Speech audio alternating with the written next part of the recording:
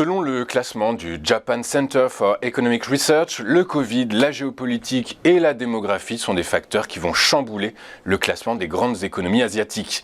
Il est important de rappeler que les analystes de ce think tank très influent avaient écrit que l'exercice 2021 verrait le PIB chinois passer devant celui des États-Unis. Mais la politique zéro Covid et les tensions avec les États-Unis sont apparues. Résultat, le PIB de la Chine ne dépassera pas celui des États-Unis. Pire même, la progression de l'activité chinoise devrait ralentir ces prochaines années, handicapée par la politique zéro Covid, la guerre de la tech entre Washington et Pékin, ainsi que la chute de la population active de l'Empire du Milieu. Après la Fed et la Banque d'Angleterre, le Conseil des gouverneurs de la Banque centrale européenne a décidé hier d'augmenter ses taux d'intérêt directeurs de 50 points de base. C'est la 4e fois qu'il le fait cette année, après une première hausse de 50 points de base en juillet, suivie en septembre et en octobre de 2 augmentations de 0,75%. Le taux de dépôt passe ainsi à 2%, celui de la facilité de refinancement à 2,5% et celui de la facilité de prêt marginal à 2,75%. Les taux d'intérêt devront encore augmenter sensiblement à un rythme soutenu, a averti Christine Lagarde, la présidente de la BCE, précisant que la Banque centrale n'avait fait qu'une partie du chemin.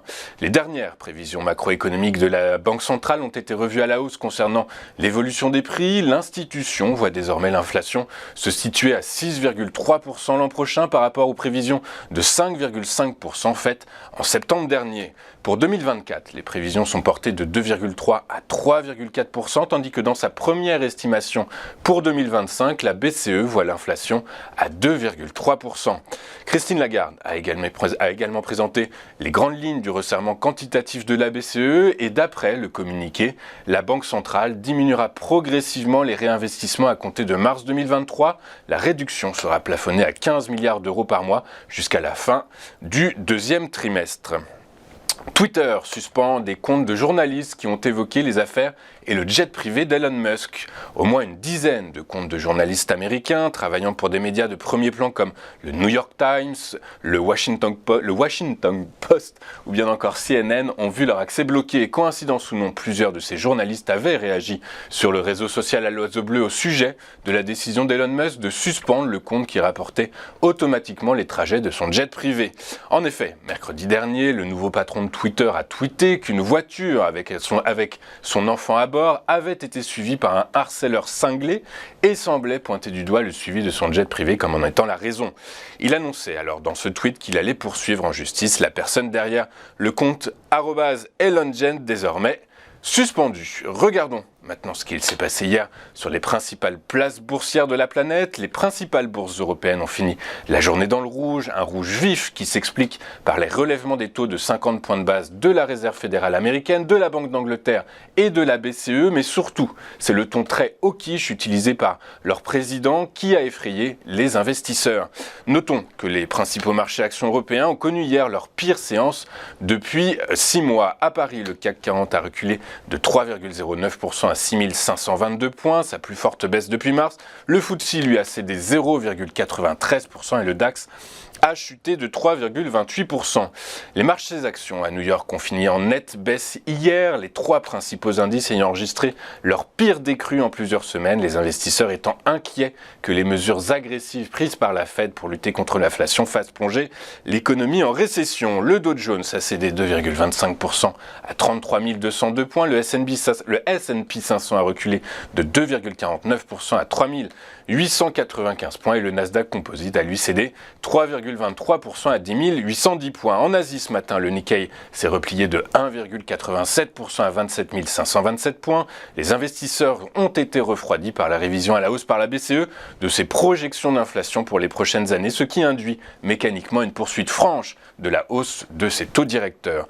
À Paris, toute la côte parisienne a clôturé dans le rouge. Les principaux replis sont à mettre au passif de la tech qui a plongé de 4,12% sur fond de hausse des rendements obligataires. Les biens de consommation ont reculé de 3,88%.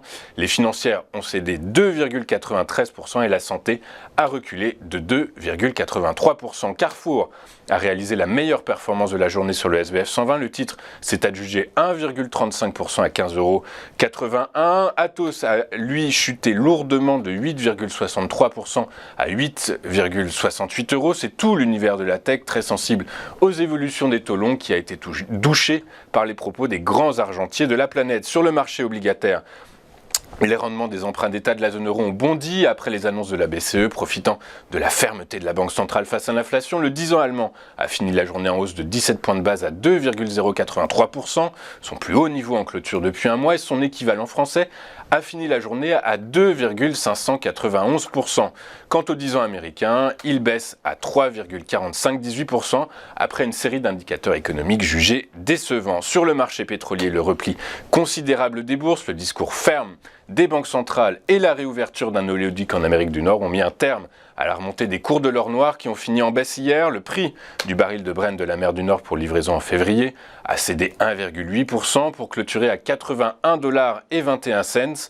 Quant au baril de WTI, avec échéance en janvier, il a lui reculé de 1,51% à 76,11 $.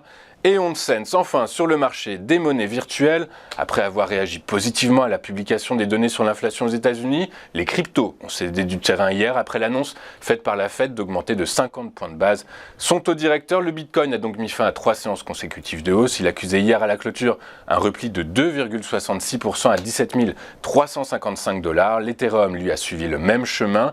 Il a clôturé en baisse de 3,63% et s'est changé hier à 1263 $ l'unité. Nous allons marquer une toute première pause et comme convenu, nous ouvrirons le bal de nos invités avec Antoine Quesada, tout de suite sur Téléfinance.